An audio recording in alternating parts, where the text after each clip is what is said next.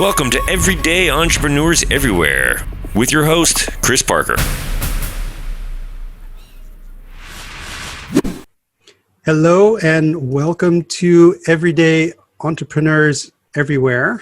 And Wouter Hasekamp, who I've known for, many, many years, probably over 10, I'm not sure, is an entrepreneur extraordinaire in a lot of ways. And I'm curious to see what entrepreneur ventures we're going to get into in the next 30 minutes. I've participated in at least one, Cuba, the professional network of senior people executing strategies, doing some really good work there.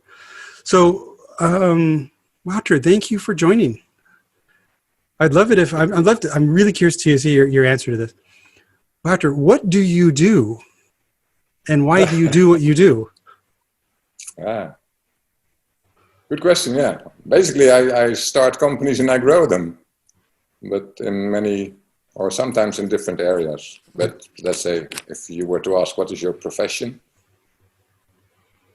I would say an entrepreneur first, and a consultant second, and a beekeeper third, or in any other sequence, I wouldn't mind either. So. And why? Why? Well, it's a combination of passion and skills you happen to have, and a network you happen to have or not. So the Cuba business basically started out of a series of jobs I had, culminating in CIO positions and acquiring skills that I thought were more valuable in a consulting or strategy execution setting than in a regular job setting. But I also ran into other ventures, ranging from bars that I enjoyed having a beer and I ended up buying, to starting a bee preservation and honey business. So it's always, what's important about starting a business? There's nothing more important than accidental timing. If you're lucky, you start something at the right time and you have the skills and the network to make it work. And if not, then you'll probably abandon it and do something else. And Cuba, I know, has, maybe you've owned bars even before Cuba. I'm not sure of the timeline there, but that has been over many, many years. So what keeps you going on that? Because the time has changed, technology changes, the context changes. We have financial crises. We've got COVID crises. And you know, Cuba has been there in different shapes and forms, but always the same logo, and you as the strong core. Keeping that going for so long, there's a drive there. Where does that come from? Yeah, well, I think Cuba wasn't the first business that I started. Before Cuba, there was a real, let's say, software implementation company working in the SAP area. I think always the drive is that you see things happening and you are convinced that you can do it better, and that there is a place in the market for people who do it different or better or faster. And so with Cuba, with the, let's say, the technology in businesses in a stage where the automation phase was completed and everybody was looking at digital transformation and data, we saw so many opportunities to do things better or smarter. And then you just do it because you're convinced that you have something that needs to be shared with other people. Yeah, I think that's what I love about Everyday Entrepreneurs Everywhere. I think it takes a special animal, a special person to see that opportunity and then take it. Because I know many, many, many people who see opportunities and watch it. Yeah. as opposed to take it. Yeah. But then it's always a matter of who puts the alarm clock at 7 in the morning and just starts doing it. It gets it But going. it's also, sorry? And gets it going. Yeah, but it's also a matter of being stubborn. Because if people say, you know, this is already, it has been done, or it's very difficult, or there's no market for it, or that's the best, well, one of the best motivations. I don't think so. I'll just prove to myself and to everyone else that it can be done. Yeah, it's actually the same with whether it's bars or strategy execution or beekeeping. Yeah, can you... People just take it as a given that things sometimes work the way they work, but they can also be done differently. Can you describe the bee business? Because in one hand you sell honey, and I'll put the link to buyinboss.nl in the notes. And but that company is not about selling honey. Can you describe that? Because when I first heard it, I was delighted at the business model behind it and how it brought everything together. Can you describe the business a bit? Yeah, there is actually a fairly simple story.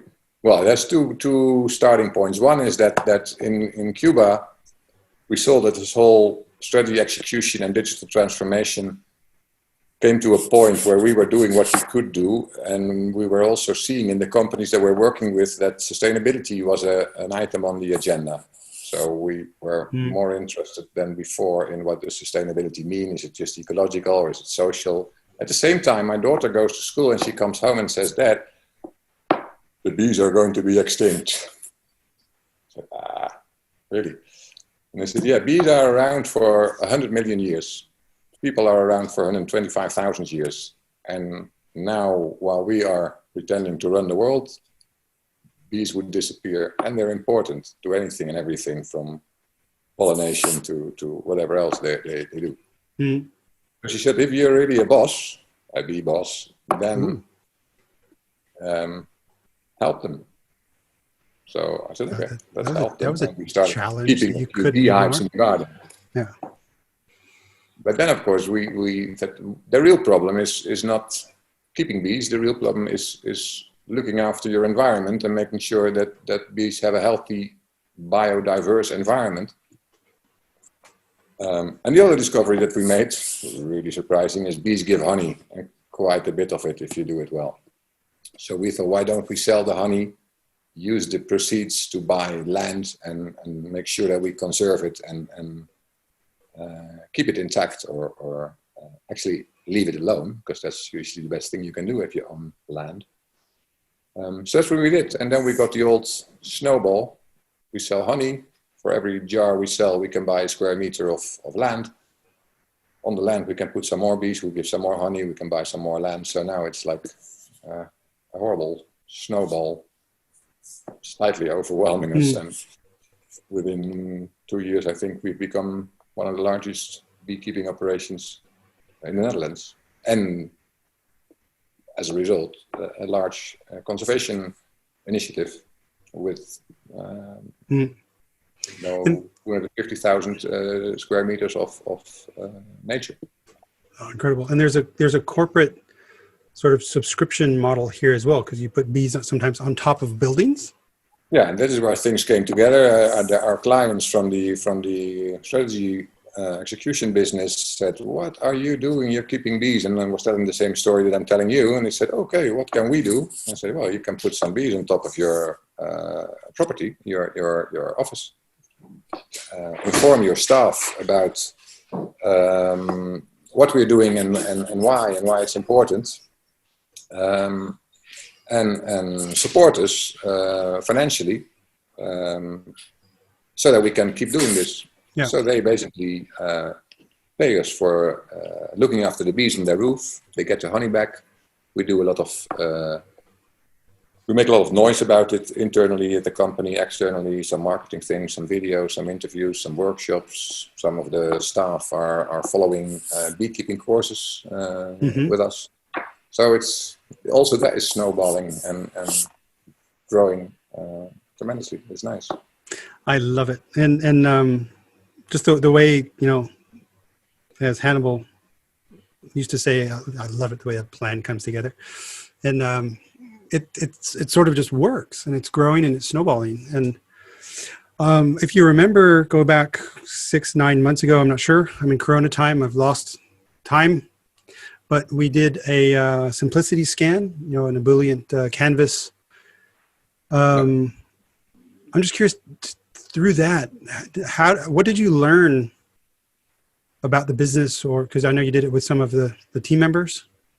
How was that experience for you? Because that brought up the sustainability scan that I'm going to talk about in a second. So I'm curious, how did you experience using the simplicity scan on Buy and Boss? Yeah, well, it helped us in a way that's, well, we talked about snowballs twice now, and if things grow so fast, you say the plan comes together, maybe it came together before there was a real plan. And when you sit down for a few days and take the time to put the pieces back in a logical order, you can see actually what you're missing and also where the connections are with the other things you're doing. And so that gave us another push to better organize our bee operation, but also to create a stronger link with our Cuba business and our Cuba network. So now we have a better idea on what is needed to grow it and to organize it better and to keep delivering what we wanted to deliver or what we promised to deliver to both Cuba clients, retail clients, and corporate clients in the business. If I remember in that, some ideas on the subscription model for honey purchasing came up. I think you already had a bit of a subscription model, but then there were some innovative new ideas. No, what we had was a yearly subscription model where people actually pay in advance for. It's not so much a subscription as a cash before delivery model. So people pay in advance for 5 years worth of honey, so that we can invest that money already in land or in materials. But what you actually came up with was let's say a more monthly model where people get honey on a regular basis. Yeah. Which makes sense because in every season and every location you have slightly different kinds and tastes and color and textures of honey. So then throughout the year they'll have different experiences. We are actually going to create that model in our web shop and make sure we can deliver on it. Okay, so it's not there yet because I'm looking at the web shop because I was gonna sign up right now on the call because I remember we spoke about it. I hadn't signed up. The 5 yearly model is there. The monthly model not yet. Okay, so let me know when the monthly model comes. And I love it. The first one. And let me be the first customer of that. So and then through that experience, you and the team came back connecting this sort of corporate and sustainability and then the ebullient scan together. And then we had some lovely debates and discussions about, okay, if a canvas instrument helps alignment and see some gaps and see some opportunities, and if we poured the sustainability development goals sauce over that canvas, and then what we came up with was the sustainability scan or sustainability accelerator. I'm not sure what we're going to call it yet, but we'll call it something when this is published. What is your dream or ambition with that? Like, because you invested some time, into creating this thing that can help people think differently about sustainability with their company. What's your dream? What's your ambition? Well, actually, the dream is probably very similar to the dream we had with Cuba 10 years ago. But in this case, we talk to people, and they're sometimes the same people that we talk to about digital strategies or corporate strategies, and they come to us and they say, we're interested in bees on our roof. That's not really what they're interested in. They are interested in bees on the roof, but why? And they feel a responsibility towards not only doing their core business, but doing more, or doing their core business in a more, say, friendly or environmentally friendly way. So the dream would be that sustainability becomes like we did with, when we started in the IT business. IT was a corporate service internally, and within a few years there was no strategy, and so people had an IT strategy, but a few years later there was no corporate strategy with a technology component in it, or even a complete technology and data-driven strategy for companies. I think that in a few years, sustainability will be what IT was 2 decades ago. You cannot ignore it. There will be an integral part of how you look at the world, how you look at your company, how you look at your people, and how the world looks at you and your company. So hopefully we can play a role there and ask them,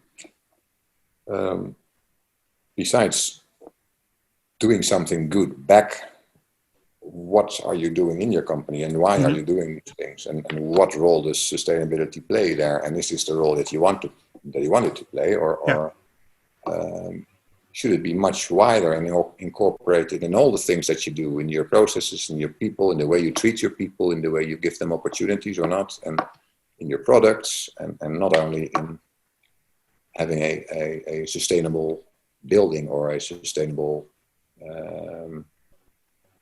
footprint in terms of pollution or carbon dioxide. So hopefully it becomes an integral part of every corporation, and we can play a role in helping develop that strategy and helping execute it, as we did in the past with technology or data or other challenges. That was a very short answer for a very short question. and how what we've spoken about, and which makes a lot of sense to me, is there's sort of a 3-step process. So I think under the Cuba label, because I am a proud Cuban, can do a bit of a strategizing process using the sustainability scan to, with the management team or leadership team, or in order to ideate some potential levers that they can pull, that are in line with their purpose, their customer set, their employees, their products, what makes sense for them. Because, how many SDGs are there? 17, 19? A lot of sustainability development goals. And I don't think a company can start with that kind of portfolio. So what is the place to start? And the second phase was to do some design sprint type work to create that mentally, at least, validate that a little bit. And then through the Cuban network, of course, we can help execute it as well. Who do you think, or what type of companies are the perfect companies for that? Like who's the customer of this? Because I can see tremendous value here in a very practical way, unlocking pathways to sustainability. Who do you want to use this thing? Any company from any size would probably want to do it. I don't know of any company who says this is not for us. We can ignore this and keep doing what we were doing. The question is what is the perfect fit for the way we want to do it? And I think we are looking at well, not the top 10 companies probably, but anything from number 11 to number 500. Mm-hmm. They're all doing something. And I think the whole trick that we can help them with is finding out if they're doing the right things in the right order, in the right manner, in the right time. So they're all interested in sustainability on ecological level, on social level, but prioritizing very quickly without writing a very long and tedious strategy document that might even be written for other people than the company itself, is not going to work. So that is what we like. That's also why we like the canvas approach. In one day, you can do a lot.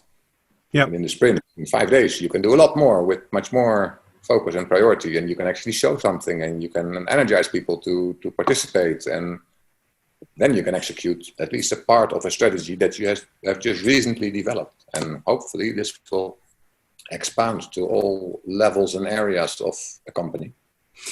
Yeah, but again, whether it's a small brewery or whether it's a multinational chemical company, they will do something similar in the end.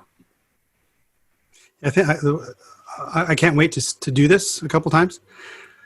And the way that the scan works best that I've seen for sort of leadership teams is do a bit of introduction and then have each of the people fill out the 15 questions independently, and then you sort of consolidate that and find out where people are in agreement and disagreement.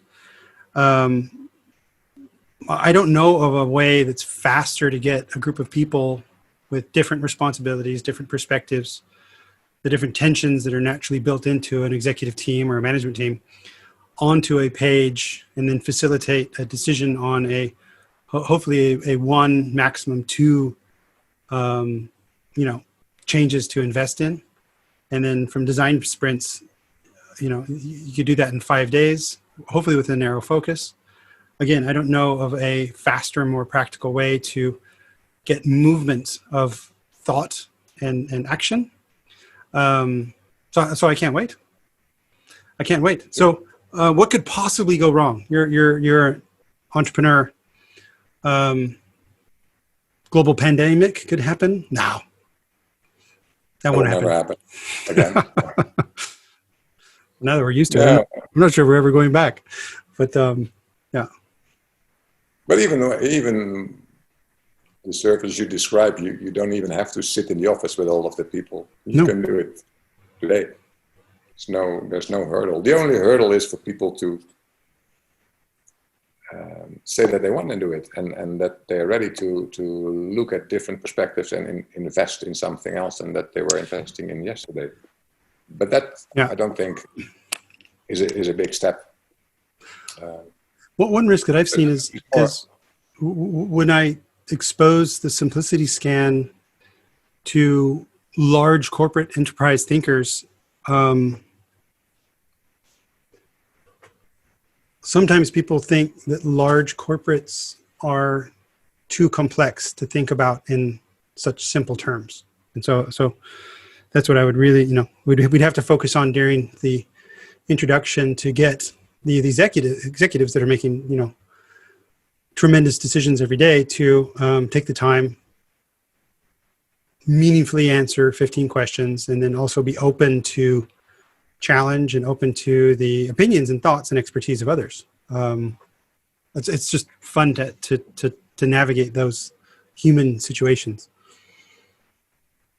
Yeah, I don't think you don't want to convince people to do this, because some people don't like simplicity. They thrive by complexity. Those are probably not going to be your logical clients, but there are many companies and many people and many executives who love simplicity.